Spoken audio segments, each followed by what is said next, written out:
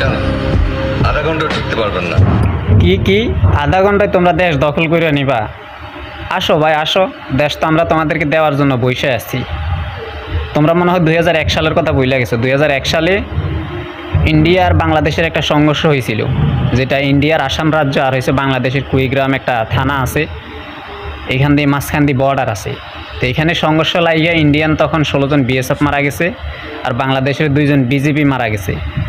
তো বুঝো বাংলাদেশের সাথে লাগতে আসলে তোমাদের কি হবে। বাংলাদেশের লোক সংখ্যা হয়তো কম হইতে পারে, কিন্তু এদের শক্তি যে কী পরিমাণ, টেকনিক যে কী পরিমাণ এরা জানো, তোমরা হয়তো এটা কল্পনাও করতে পারো না। তো দেশ দখল করবো, আসো ভাই আসো। তোমাদের যে দেশের প্রধানমন্ত্রী একজন চা বিক্রেতা, অশিক্ষিত, যে দেশের সাংবাদিকরা হকার, তোমাদের দেশের সাংবাদিকরা যেভাবে সংবাদ উপস্থাপন করে, আমাদের দেশে কিন্তু মলম বিক্রেতারা এভাবে চুলকানির মলম বিক্রি করে। মূর্খ সোদারা, মূর্খর দেশ। আবার বলো বাংলাদেশ দখল করবা। তো বাংলাদেশ দখল করতে আসো ভাই।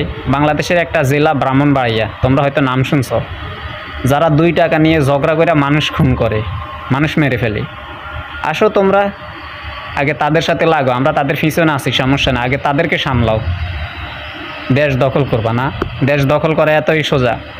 1971 সালে আমাদের বাপ দাদারা বাঁশের লাড়ি দিয়ে ফিরি দেশ স্বাধীন করছে। এখন 2025 সাল, আমরা কিন্তু তাদেরই ছেলে মেয়ে, তাদেরই নাতিপুতি। আর আমাদের কাছে কিন্তু অনেক পারমাণবিক অস্ত্র এখন আছে। আগের বাংলাদেশ এখন আর নাই। তখন হয়তো আমাদের কাছে অস্ত্র ছিল না, বাঁশের লাড়ি দিয়ে ফিরি আমরা দেশ স্বাধীন করছি। এখন আমাদের কাছে অস্ত্রের অভাব নেই। তোমরা দেশ স্বাধীন করবো, আসো ভাই, দেশ নিবা, আসো। দেশ তোমাদের নেওয়া লাগবে না, আমরা দেশ তোমাদেরকে লিখে দিব, ঠিক আছে?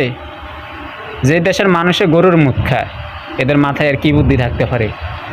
গরুর গোস্ত খাইতে তাইলে বুঝতাম যে না, এদের মাথায় জ্ঞান বুদ্ধি বলতে কিছু আছে, কিন্তু তোমরা গরুর গোস্ত খানা, গরুর মুখ খাও। তা আসো দেশ দখল করতে, আসো, দেশ তোমাদেরকে দেওয়ার জন্য আমরা অলরেডি বসে আছি। 2001 সালের কথাটা মনে রাখো। 2001 সালে তোমাদের সাথে কি হয়েছিল? আমাদের সামান্য একটু ঝগড়া লাগে, যেখানে 16 জন বিএসএফ মারা গেছে আর বাংলাদেশের মাত্র 2 জন বিজেপি। আবার তোমরা বলো আমাদের দেশ দখল করবো আধা ঘন্টায়। আসো আসো মামারা, আসো দাদারা, আসো, তোমাদেরকে দেশ দেওয়ার জন্য আমরা বসে আছি, কাগজ কলম নিয়ে বসে আছি। তোমরা জাস্ট আসবা আর আমরা তোমাদেরকে লিখে দিয়ে দিব দেশটা। আসো।